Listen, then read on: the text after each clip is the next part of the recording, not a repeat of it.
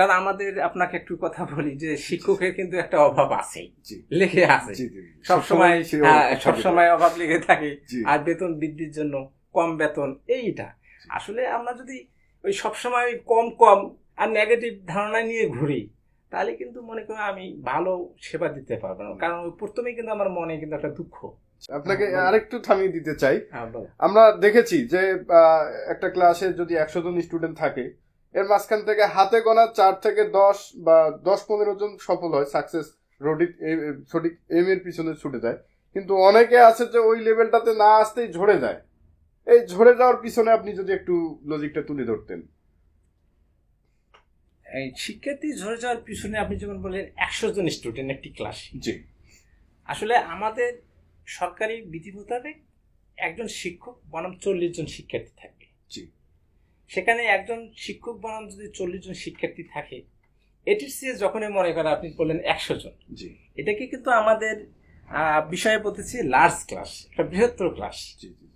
এই বৃহত্তর ক্লাসটাকে ম্যানেজমেন্ট করা, তাদেরকে মনে করেন যে কাজকর্মগুলো যে ওয়ার্কগুলো রয়েছে, ক্লাস ওয়ার্ক যেগুলো আছে, এই যে স্টুডেন্টকে এখানে ম্যানেজমেন্ট করা, তাদেরকে মনে করেন কাজ করিয়ে নেওয়া, এটি কিন্তু খুব দুরূহ হয়ে দাঁড়ায়, ক্রিটিক্যাল। আর বিশেষত ওই সমস্ত শিক্ষকের আরো দুরূহ হয় যারা সরকারি টিচার্স ট্রেনিং কলেজ থেকে ট্রেনিংটা নেয়।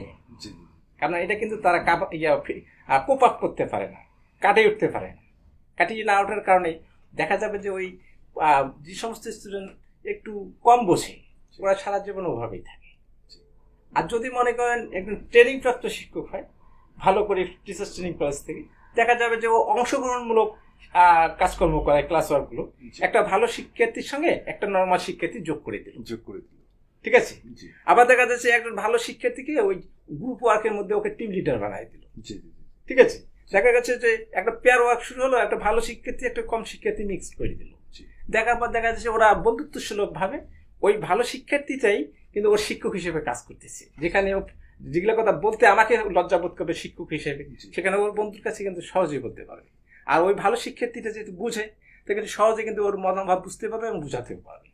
তো এই যে লার্জ ক্লাসের মনে করেন 100 জন স্টুডেন্ট আর একজন শিক্ষক, এটা একটা ছোট।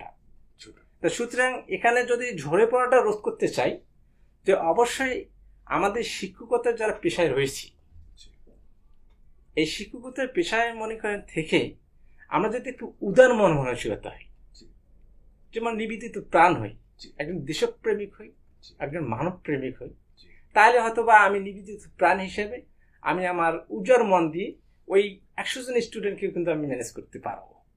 এটা আমার জন্য সম্ভব। It is possible for me to maintains the large class, এটা পসিবল।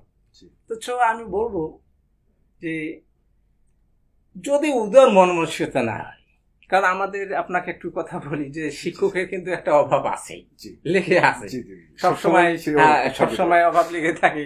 আর বেতন বৃদ্ধির জন্য কম বেতন, এইটা আসলে আমরা যদি ওই সবসময় কম কম আর নেগেটিভ ধারণা নিয়ে ঘুরি তাহলে কিন্তু মনে করি আমি ভালো সেবা দিতে পারবো না। কারণ ওই প্রথমেই কিন্তু আমার মনে কিন্তু একটা দুঃখ, সেটা হচ্ছে যে আমি অর্থের অভাবে কিভাবে এতগুলো সেবা দিই, আমাকে খারাপ লাগবে।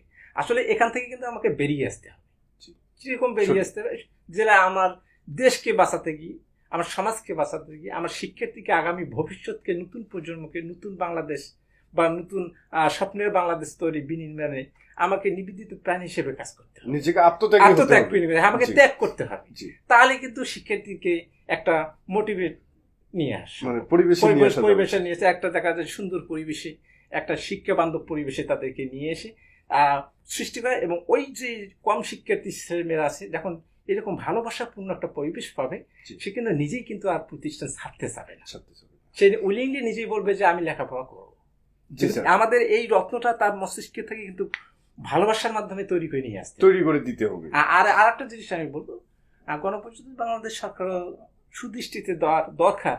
যেহেতু মনে করেন যে অর্থের দিকে কম বেশি সবার একটু আছে, তা আসলে হয়তো সরকার চেষ্টাও করতেছে ধারাবাহিকভাবে।